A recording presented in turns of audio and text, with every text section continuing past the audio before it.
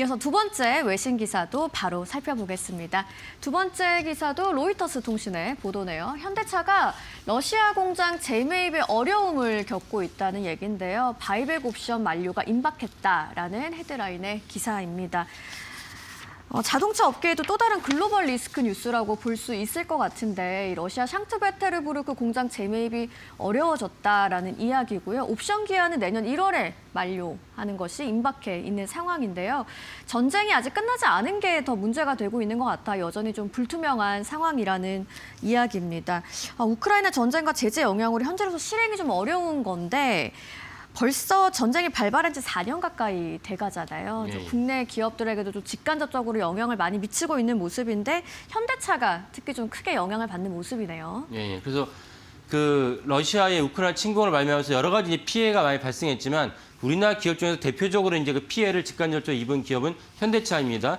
현대차가 이제 그 피해를 많이 입어가지고 벌써 4년이 됐기 때문에 기억을 하긴 가물가물해지긴 했지만, 그때 참 극적으로 그 중국에서 이제 그 동계올림픽 끝나자마자 그러면서 이제 러시아가 침공을 했습니다. 그러니까 그거는 아니 예정된 침공이 도대체 어디 있냐, 뭐 짜고 치는 거 아니냐라고 그 말이 나왔지만, 그건 실제로 러시아 국민이 입은 피해, 엄청난 폭격을 갖다 생각하면 짜고 치는 고스톱은 아니었고, 그만큼 시진핑 주석이 푸틴 대통령을 설득을 했든지 뭐 이모저모로 이렇게 그 당근을 제시했든지 푸틴 대통령이 뭔가 이렇게 전쟁에 대한 발발점을 유의했다라고 볼 수 있습니다. 그래서 4년이 지났는데, 4년이 지나다 보니까 우리나라가 가장 피해를 입은 현대차 공장도 그때 이제 어떤 피해를 입었냐면은, 러시아가 전쟁을 갖다가 무리하게, 야만적인 전쟁이죠. 명분 없는 전쟁을 갖다 일으키니까 서방이 제재를 취했는데, 처음부터 무기 공습을 하거나 적극적으로 하기보다는 가장 간단하면서도 러시아에게 제재를 취할 수 있는 방법이 무엇이냐, 러시아에 들어가는 모든 물품을 다 끊어버렸어요. 끊어버리다 보니까 현대차의 상트페테르부르크에 있는 현대차에 있는 공장에서 부품 조달이 좀 어려워졌습니다. 어려워지다 보니까 현대차가 버티다가 공장을 매각하기로 했다. 이것이 이제 그 당시에 입은 가장 큰 피해입니다. 이 때문에 사실은 현대차에서 난처한 상황이 됐는데, 난처한 상황이 사실 어떻게 풀려가고 있느냐, 그래서 이제 로이터가 이번에 중요한 단독 보도를 했습니다. 네, 이 매각한 가격이 정말 헐값에 넘겼다고 볼 수가 있을 것 같은데, 좀 다른 대안이 없었던 거겠죠? 예.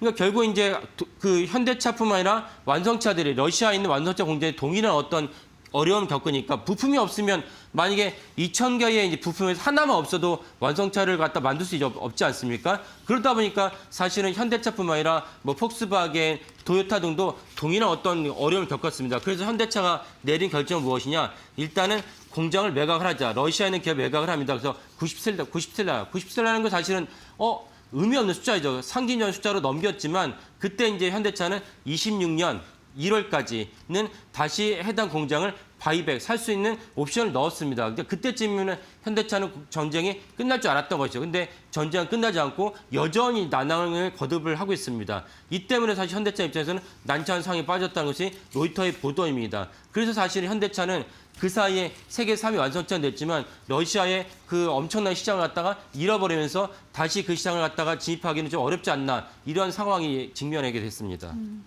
앞서 말씀하신 것처럼 현대차 외에 다른 완성차 브랜드 좀 동일한 상황이라는 말씀이신 거죠? 예.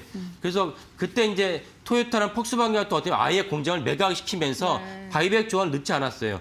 근데 르노나 포드, 닛산 같은 경우는 바이백 조항을 넣었는데, 바이백 시한이 2027년에서 29년으로 늦춰져 있습니다. 근데 현대차는 26년 1월이니까 작년 11월 마지막에 로이터가 이 보도를 하면서 내년이라고 얘기했지만, 내년이 바로 올해 1월입니다. 그러니까 사실 현대차 입장에서는 난처한 상황이 됐고, 불과 시간이 한 달밖에 남지 않은 상황입니다. 그러니까 현대차는 결정을 해야 되는데, 결정을 한들 이 공장 다시 사들인들, 아까 봤을 때 서방 제재가 끝나지 않았으니까 자동차를 갖다 생산할 수 없는 그런 난처한 상황입니다. 그러니까 이 매입 시한을 26년 1월로 잡았다는 게 가장 좀 아쉬운 대목이겠습니다.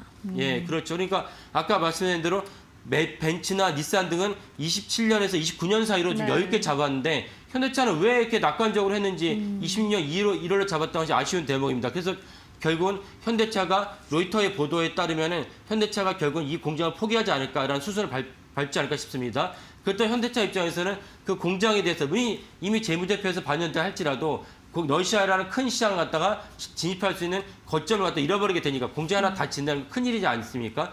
인허가도 받아야 되고, 그 부품에 대한 생태계도 다 밸류체인도 다시 조성이 되고 이런 점의 입장에서 현대차의 또 다른 경영 실수다라고 볼 수가 있겠습니다. 뭐 여러 완성차들이 내년에서 29년 사이로 잡은 것과 달리 현대차는 이제 올해 1월이니까 이제 금방이겠네요. 예, 예. 그럼 현재 러시아 시장은 누가 좀 차지를 하고 있을까요? 예. 당연히 전쟁을 발발하니까 러시아 완성차 시장이 역성장을 했는데 역성장을 했지만 전쟁이 길어지면서 어느 정도 다시 시장이 안정화됐고 심지어 24년 기준으로는 23년보다 러시아 완성차 시장이 40% 늘어났습니다. 엄청난 시장의 성장세죠. 그래서 늘어난 시장이 183만 대가 넘습니다. 우리나라 시장보다 훨씬 넘습니다. 이 넓어진 완성차 시장을 아까 말한 서방의 모든 완성차들이 이제 나왔기 때문에 누가 차지했느냐? 러시아 현지 기업들, 그다음에 중국 기업들이 대부분 차지했습니다. 이 차지하게 된 배경을 보면은 러시아 정부가 엄청난 보조금을 부었고 중국 기업들은 중국 자체의 어떤 부품 조달을 하면서 이 난관을 헤쳐나가게 됐습니다. 이 때문에 사실은 러시아의 무력 야만스러운 그 전쟁 침공을 말면서 현대차 피해를 입었는데 그 수혜가 누구냐? 중국차 입었다 이렇게 볼 수가 있습니다. 그래서 중국과 러시아는 엄청난 밀월 관계를 보이고 있는데 이 점이 사실은 또 우리가 볼 수 있는 중요한 대목이라 하겠습니다. 그래서 현대차는 200만 대가 육박하는 이 러시아 시장에서 처음에 전쟁의 발발의 전까지는 20% 넘기는 시장 점유를 갖고 있었으니까 현대차 입장에서는 시장 점유를 놓친 동시에 그 엄청난 자원을 투여한 러시아 공장을 매각할 수밖에 없는 그런 난처한 상황이다. 이런 것이 아쉬운 대목이라 하겠습니다.